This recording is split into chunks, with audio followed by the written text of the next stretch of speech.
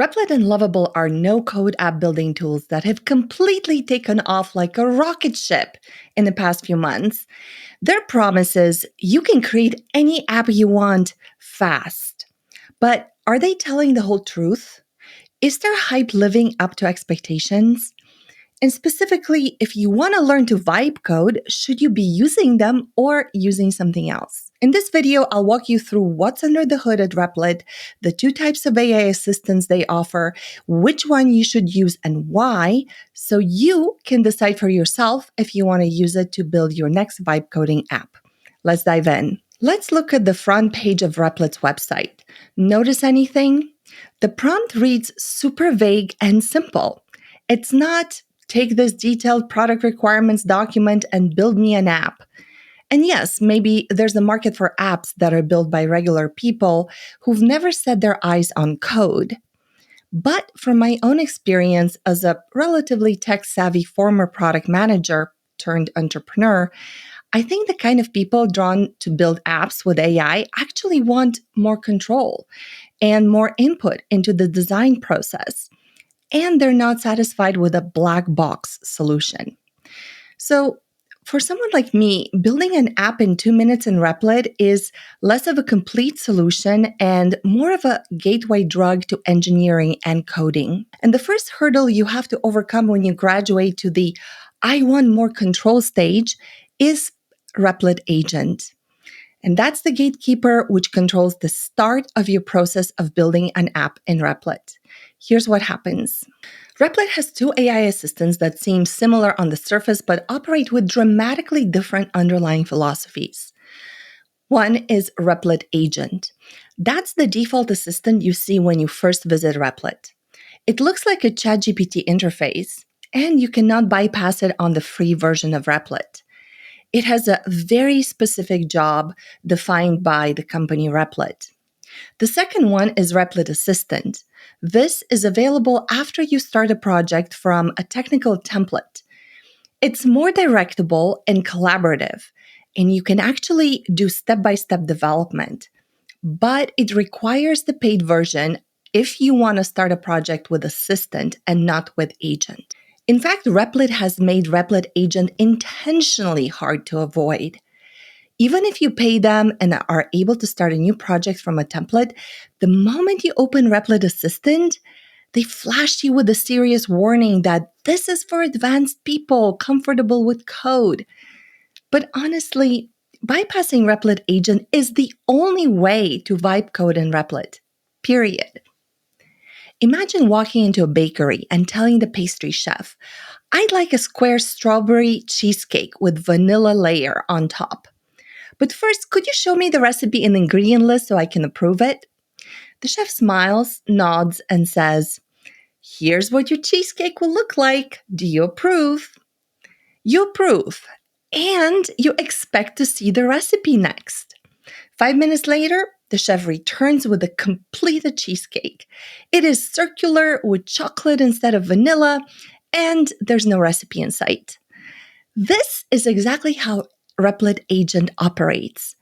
No matter how you prompt it, Replit Agent will 1.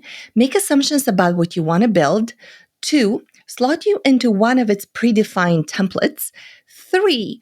Ignore specific requests for documentation or step-by-step processes, 4. Build the entire app at once with minimal, let's just say no input from you. So it's actually not an assistant. It's a trigger switch with a predetermined outcome. To be fair, this behavior is not a bug, it's a feature.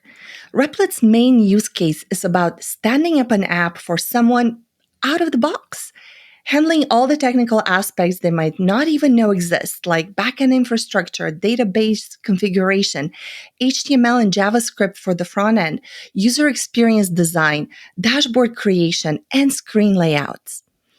These are disciplines that have traditionally been handled by specialized tech workers in software companies, like product managers, designers, and engineers. Replit's promise is to make this accessible to anyone. The company has likely designed Replit Agent to classify the types of apps by common use cases. If you want to build a fitness app, they probably have a template understanding what a functionality a typical fitness app needs, like tracking features, display components, etc. It then spins up a whole fitness app based on these assumptions. The black box problem creates several critical issues for vibe coders. You lose control and you cannot direct the development process. Your unique vision gets diluted. And very importantly, you don't understand what was built or how. Also, when something breaks, you'll spend forever whack-a-moling bugs. As soon as you fix one, the fix will break something else in another part of the app. But perhaps more dangerously, it creates an illusion of progress. You think you're building something custom when you're really just selecting from a limited menu of pre-built options. Replit Assistant, on the other hand, is like a junior chef who's actually willing to follow directions. So you say, here's exactly what I want to build. First, create me a product requirements document, then list the ingredients, then break down the development steps. I'll prompt you one step at a time. This approach gives you incremental development that actually mirrors how engineers develop. You also keep control over the functionality, meaning you won't build things you need to remove later. You'll be able to course correct. And here's my favorite part. You'll understand what you're building. Replit Assistant tells you not just what it's going to do, but what code changes it proposes to do to make it happen. And when you read through every single code change before you approve it, you'll start recognizing patterns and learn by osmosis. So when you bypass Replit Agent and start with a technical template, you're defining what you want your app to do. You're actually vibe coding, putting the pieces together with an understanding of the technical infrastructure, or at least the components that are needed. You don't need to understand that much, honestly, just the specifics of what you're trying to create, defining your product requirements in much more detail than you would for Replit Agent. Here's something I learned the hard way that could save you hours of frustration. Never, ever, ever use Replit Agent and Replit Assistant at the same time. One of our vibe builders had her entire development environment corrupted when she tried this. She was waiting for Assistant to complete a task, and she switched to Agent for something else and had to start from scratch. It's like having two chefs working in the same kitchen on the same dish without communicating. It's a recipe for disaster, pun intended. In the Vibe Builders Collective, we've actually tried to prompt Replit Agent to produce a PRD, which stands for Product Requirements Document, for us. Unfortunately, we discovered that no matter how you prompt it, once you kick off Replit Agent, it automatically makes assumptions about what it wants to build, and it won't stop to give you anything else but the actual built app with a preview. So you're essentially triggering a cascade of events over which you have zero control. Only after you approve the project and it builds out the whole infrastructure can you go back and start tweaking it.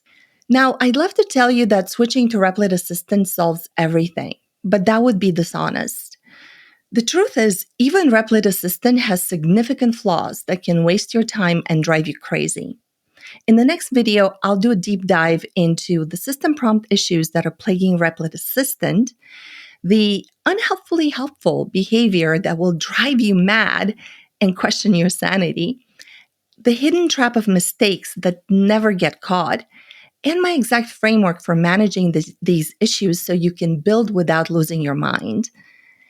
Even with Replit Assistant, you'll run into system prompt issues, unhelpful behavior that's trying to be helpful, and plenty of inconsistencies and mistakes. You need to understand these limitations so you don't waste your time or lose your sanity while building. As much as I've enjoyed working in Replit, I feel I'm starting to outgrow it as a vibe builder. And I'm actually in the process of transitioning my tech stack to VS Code and Claude Code. But more on that in a future video. If you're frustrated by the black box problem with your AI coding tools, drop a comment below and let me know what challenges you're facing. And if you're serious about building with AI, join us in the Vibe Builders Collective. We're figuring this out together. I'll drop a link to it below.